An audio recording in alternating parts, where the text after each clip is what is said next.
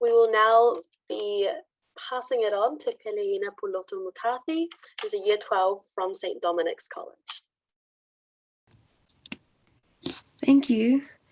Good evening, everyone. My name is Peleina Pulotu McCarthy, and what an honor it is for me to be given this opportunity. The opportunity to tell you that the world has become wasted potential. See, when my ancestors were my age, their fate was destined by their chosen location for a home. I am a 16-year-old girl. My fate and my potential to survive is a questionable and taboo topic, and it has been so for the past 150 years. If I have children and the rest of my lineage turn to be my age, their global fate and potential to survive will be something that is estimated. It will be a question needing a calculated answer. The causes of extinction used to be asteroids. Today, the cause of extinction is us. So the question is why? Why is it that our mindset is the greatest threat to our world, to the earth that we have been thriving on? The truth is, the greatest threat to anything and everything is the simple thought that there will always be someone or something else. We sit in rooms with numerous others, and when given any opportunity, we avoid it, because to us, there will always be something better than what we've got to offer.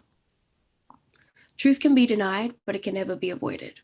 We've heard this before, either about climate change or other life lessons, but regardless, it's the truth.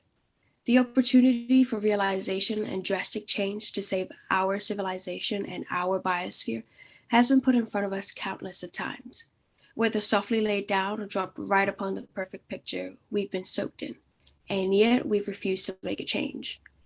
Kiribati almost 40 years ago was known for its world-class fishing, scuba diving, and its overwhelming seabird wildlife. Greece, the great cradle of Western civilization, democracy, ancient history, and gracious temple ruins. Unfortunately, those headlines have changed, and we know those countries for very different things now. Kiribati is labeled as the drowning paradise in the South Pacific. 10 years after the UN first reported that Kiribati was at risk of rising sea levels, 2 of its inhabited islands were swallowed by the ocean. Greece now experiences the harsh reality of climate change in form of scorching wildfire that's causing mass evacuation. Beautiful countries we used to call paradise are stalked with orange heavens as they sink to the depths of our world. The climate is changing because of us, and it doesn't matter where we are because it's happening anyway. It's been happening, and it's happening right now. We are the most advanced species to ever exist on planet Earth, yet we choose to become wasted potential. We are filled with intelligence, and yet we have the mindset and audacity to cause destruction. In the last 50 years, populations of wild animals have decreased by 60%. More than 50% of all the trees in the world have been destroyed in the last 100 years. We have problems such as population growth and resource consumption, climate change and global warming, habitat conversion and urbanization, overexploitation of natural resources, environmental degradation. Overwhelming, isn't it? Well, if we continue to deny the truth that's in front of us and fail to change the way that we currently see this continuous situation, the future will be much more severe. Intensity in drought and heat waves across the Americas and Asia regions, more frequent hurricanes due to warmer oceans, the sea levels rising by 1 to 8 meters by the year 2100. Global temperatures will increase by 1.8 to 5.4 degrees Fahrenheit. And climate change will continue through us and go far beyond. But of course, we already know this. So why are we still ignoring this? Why aren't we talking about this? Why do we keep avoiding this and making up excuses?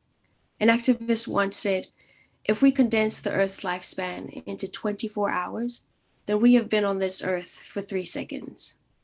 3 seconds. And yet we've done so much that the 4th second is a question. Climate scientist Katherine Hayhoe said, the most important thing you can do to fight climate change is talk about it. The whole world needs to be talking about how our Earth is changing in ways because of us. Climate change, global warming, and all the problems we're facing today are byproducts of the problem.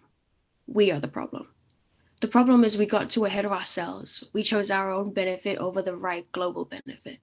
We don't have any more excuses to be using. We don't have much time. And we've known this.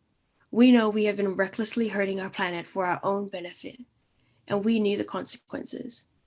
The whole world has known of its harmful environmental acts since the since the 19th century. And still years later, the news covers more about guns, war, and economy more than it covers information about the temperature rising. It's simple. Let's talk about it and do something about it. And once we talk about it, we don't face it with fear, because fear is what drives you away. We face it with hopeful optimism, a vision for a better future, and an equal action. There are hardworking scientists who have already created our solutions to achieve balance and stability. We don't need to be climate scientists who hold PhDs to be able to care about this. We don't have to be millionaires or own numerous companies. We just have to be human. We just have to be dependent on the truth. We just have to be living on this planet. David Attenborough says, humans are very good at changing the world. So my question is, will we continue to be wasted potential, or will we move for the benefit of what we've been taking for granted? Thank you. Kia ora, Peleina. Thank you for sharing with such strong kōrero.